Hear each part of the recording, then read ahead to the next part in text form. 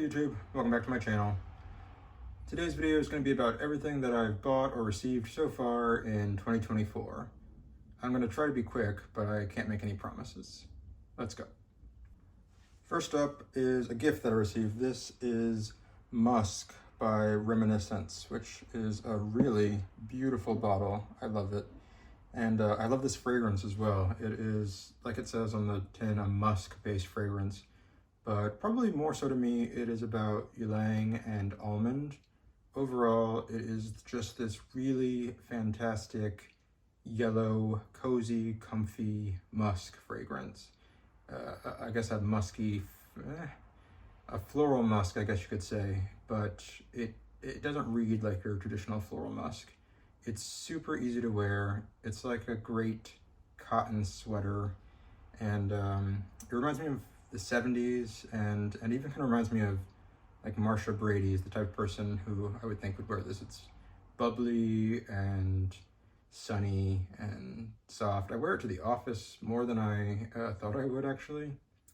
And also my father, who is sort of a manly man, really enjoyed this scent, and I made him a decant. So this dent is not all mine. But I am really, really, truly enjoying Musc by Reminiscence. And I'd like to get more from this house. I have one more that I'll talk about actually, but it's a very affordable fragrance house, and their scents are extremely high quality for the money. I'm just super impressed, especially by this one. So that's Musc by Reminiscence. Okay, the other one that I got from Reminiscence was also a gift, and this one is Oud by Reminiscence. And I haven't worn this one nearly as much as I've worn the Musc, but it is a really, really pretty oud fragrance. So it's not at all stinky or challenging. It is just like a soft, exotic woods with a little bit of tang and a ton of cardamom, which gives it this really nice, warm, spicy, soft, spicy kind of feel. Overall, it's basically like a woody musk. And in fact, it's very, very similar to Musc by Reminiscence. It has a little bit of that same like soft tonka almondy thing going on. Completely unisex and very easy to wear, just delicious. And I think this was like $40, so you can't beat that. And the bottles, I don't know if it's going to translate on camera, but the bottles have this like nice curve and a really cool cap. Yeah, I'm going to check out more from Reminiscence because extremely good value for the money. Next up, another gift. This is Dianthus by Etro, which is a carnation-based scent. And I actually got a box of, I guess, 25 vials of Dianthus by Etro. They came on these carded sample things, and just an FYI, the green carded samples from Etro are the vintage ones. I don't know how vintage, but older. And the new carded samples come on like a black and white card. Anyway, Dianthus is a really beautiful carnation scent. It is, I don't know if it's a photorealistic carnation because it's been a long time since I had my nose up in a carnation, but it is definitely all those things that carnation claims to be, which is spicy and a little bit powdery, a little bit papery. It's an extremely interesting scent. I don't know when I'm gonna want to wear this profile actually, because it's very classic, almost like the Reminiscence. They're a little bit 70s and very Italian in a way. I can't really place my finger on why, but it's a little bit simple and bubbly. I like it a lot. It's just, I don't know when I'm going to want to wear this kind of like makeup powdery profile, but maybe that day will come. So that's Dianthus by Etro. All right, yet another gift. These were all from my parents, by the way. Shout out to my parents, they're the best. This is Estee Lauder, private collection. And I'd heard a lot about this fragrance recently for some reason. I think because I was looking into kind of like hyacinth green floral fragrances. And this is exactly that. It's like if you could make springtime into a nuclear bomb, I think it would be Estee Lauder's private collection, When I first sprayed it, I thought for a second it was going to be too old lady even for me, but as I put it on skin, it gets really, really warm and creamy and beautiful. It's a beautiful wear. It's kind of overwhelming when you spray it in the air or on a card, but on skin, it evolves beautifully. It feels very natural, mossy, green, but also kind of like purple flowers. There's a lot going on in here. There's definitely some galbanum at the top. There's vetiver. It's really interesting. It's very feminine, but I think because of all those green notes, it can also be pulled off by men, or at least this man. And I haven't really worn it much since I got it. Probably because, I don't know why actually. I guess probably just because I have so much in the collection at this point. But I'm really, really happy with it. Beautiful bottle, beautiful fragrance, and maybe I'll get some more wear out of it this spring. Okay, and this one is the last of the gifts that I got in January. This was, or is, Santos de Cartier, which is a vintage fragrance, and this is a vintage bottle. I don't know how old, but it's definitely older than what's out there right now. This is a splash, and I've really enjoyed trying this one. It's hard to describe what it's about. I don't really know the notes even, but it's an aromatic masculine fragrance that smells very masculine, almost like an automotive shop in some ways. It's very green. There's like basil. There's also a nice sweetness here and something floral as well, like jasmine. And a brilliant, really, really fun coconut note. I haven't worn this nearly as much as I should have.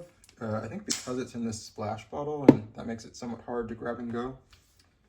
But I think after this video, I'm going to decant it into an atomizer and just have my way with it because I'm really digging Santos de Cartier. So, okay, this next one is going to require a little bit of story time. This is a discovery set of 6 8ml splash bottles from the Thom Browne Vetyver perfume collection. So Thom Browne is an American fashion designer who does ridiculously expensive and kind of like avant-garde but preppy clothing, and he released a set of 6 fragrances that are all based around vetiver. And I'm gonna break these out because they're worth seeing. Hold on. Okay, yeah. So they come in these really beautiful bottles. It's a really beautiful set. I think for these 6 bottles, it was about $150, but that included shipping, which was very fast. And anyway, the point is, I'd come back from a long trip, several different states, and found this on my doorstep. And I was really excited to try it, and I opened it up, and I absolutely hate every single last one of them. It's not that I'm not a vetiver fan, because I really am. It's just that these are not good quality fragrances. They are very designer. They have a lot of synthetics in them. They have a lot of annoying fantasy accords. I can't remember what all these are. There's one that's vetiver and smoke, vetiver and rose, vetiver and whiskey. There's one that's just straight vetiver, vetiver and cucumber, and vetiver and grapefruit maybe. I tried them all. They all suck. They made me so mad. I don't know why, but after trying them, I was like, I'm done with this hobby. I'm done with perfume. They were so upsetting. Of course, that's not the case. Of course, I'm still wearing perfume and buying perfume and thinking about perfume all the time, but I can't tell you how disappointed I was by this collection. And I'm so disappointed with it that I don't even feel like selling it and trying to recoup some of the value, because I just want to have like a reminder of, I don't know, how crap it is, and I don't want to curse somebody else with crap perfume. But yeah, if you're interested in sampling one of these and you're in the US, I'm happy to decant some into a little spray bottle and send it to you so you can experience how vile Thom Browne's vetiver fragrances are. Okay, and moving from hell on to heaven, I finally plonked down the cash for a full 100 ml bottle of Myrrhe 55 by Labo. I made a whole video about this. I got this on Mercari, and I was nervous about it, but secretly I did some stalking of the person who was selling it on Mercari, and they were like a manager at the Labo. So I assumed that they got this bottle for free or stole it and sold it on Mercari. It was still the most expensive fragrance I've ever purchased. I think it came out, after all was said and done, shipping and tax, to something like $400. But I love it. I'm really, really in love with it, and so happy to have it. If you want to hear my thoughts on it, I have a very long video about Myrrhe 55. Check it out. All right, I also made a video about this fragrance. This is my new backup bottle of Blonde by Versace. Just a wonderful, incredible tuberose scent, which is as opulent and over the top as the House of Versace is. And I made a long video about it. Please check it out, and please get your nose on this fragrance if you have a chance. I'm absolutely in love with Blonde by Versace. Then, after I made my video about Blonde by Versace, curiosity got the better of me, and I blind bought this, which is Versace's The Dreamer, which Blonde came out in 1995, The Dreamer was 1996. These were the last two fragrances that were released before Gianni Versace died. And a lot has been made of the reformulations of The Dreamer. I honestly don't know what the difference is, but I strangely was able to snag a deep vintage, like 1996 bottle of Versace The Dreamer for only $24 on eBay. I took a chance by ordering it in a tester, and when I looked at the picture of the tester box on eBay, the text looked very vintage, and the box a little bit vintage, so I thought I'd take a chance, and indeed, it's an old bottle. Anyway, what does it smell like?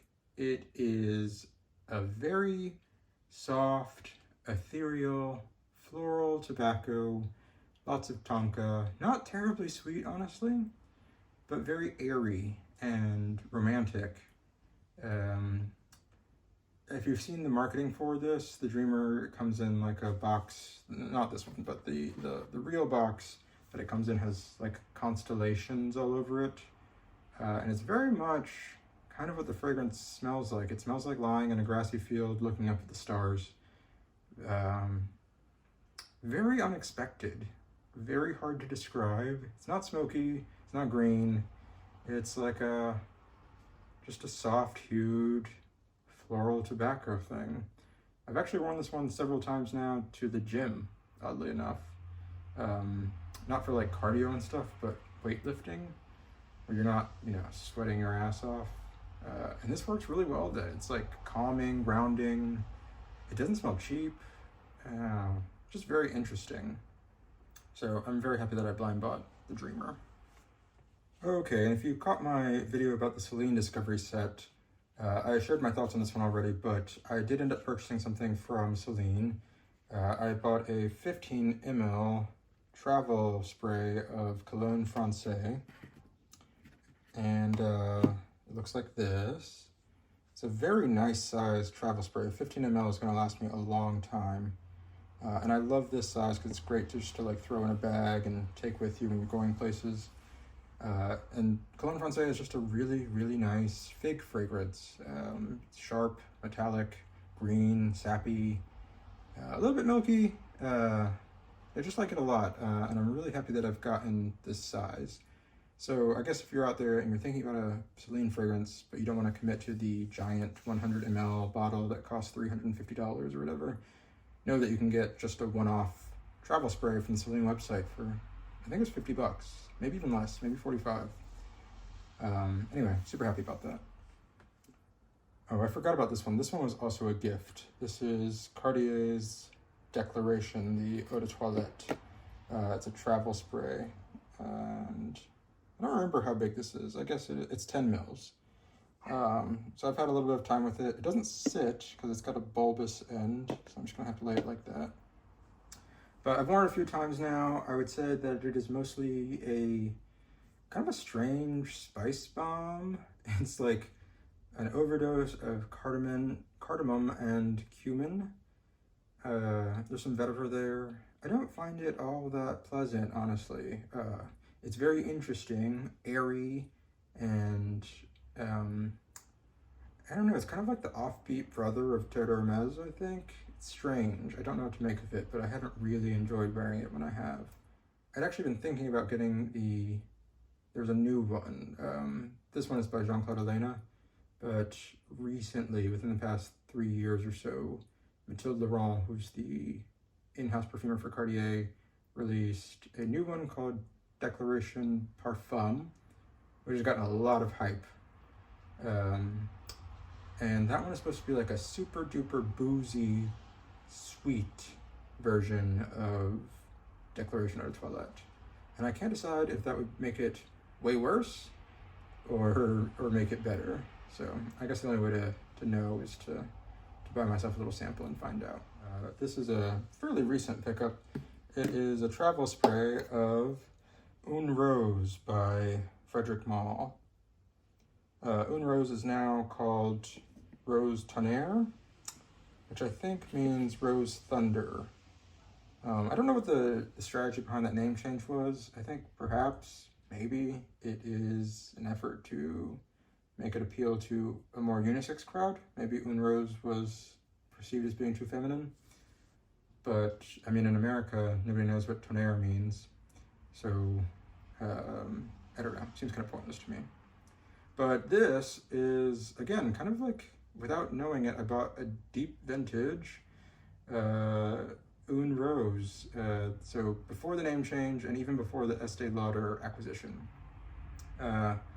I got this because I was going back and forth as to whether or not to buy this extremely expensive rose fragrance that I've fallen in love with. And I got this, which was like 30 bucks, to tide me over, which I don't know why I did that. It's such a bad idea because I still want the other thing. And anyway, this isn't bad though. This is supposed to be like a deep, dark, winey rose. People say it's like a vampire rose, and it is kind of that. I mean, it smells like what I expected it to smell like. For me, the star note in Une Rose is actually the wine lees. Like, the whole perfume is about kind of like a fermented fruit feeling to me. A little bit the same way as Gallo by Hermès is.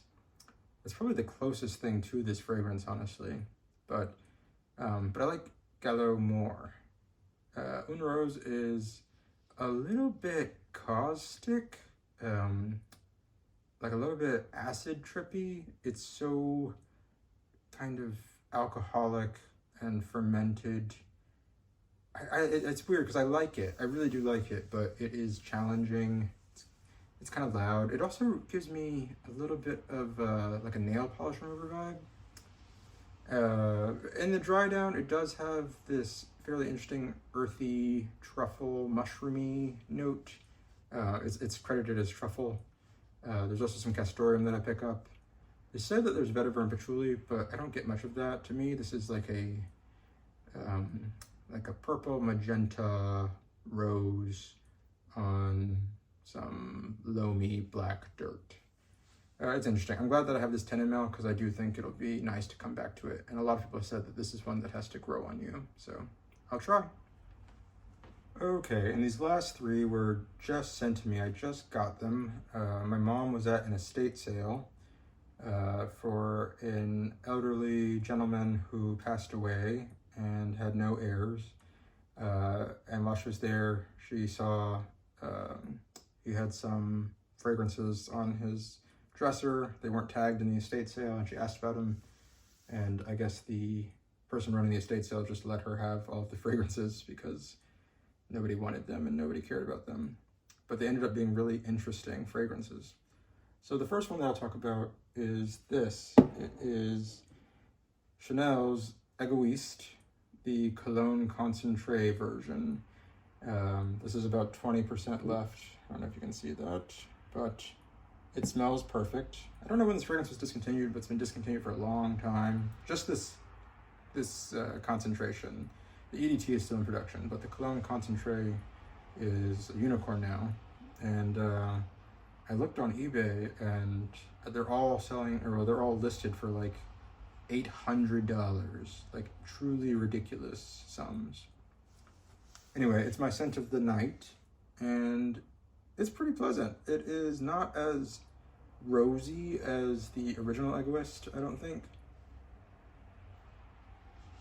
It's mostly like a big sandalwood fragrance, and I'm not a huge sandalwood lover, but I will admit that this is pretty nicely done. It's not something I would ever spend $800 on, but it is a nice, woody, creamy, kind of sweet scent for Chanel.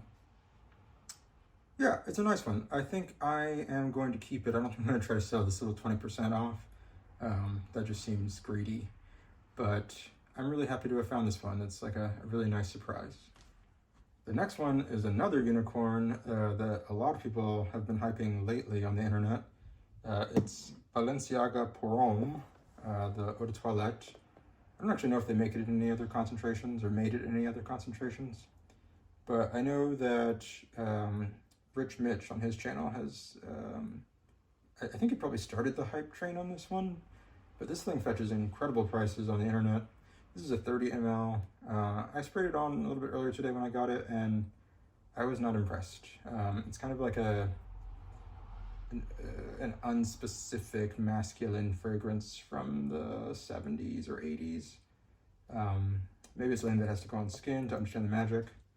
I think that its significance is that it was the first Western fragrance to have oud as a listed note.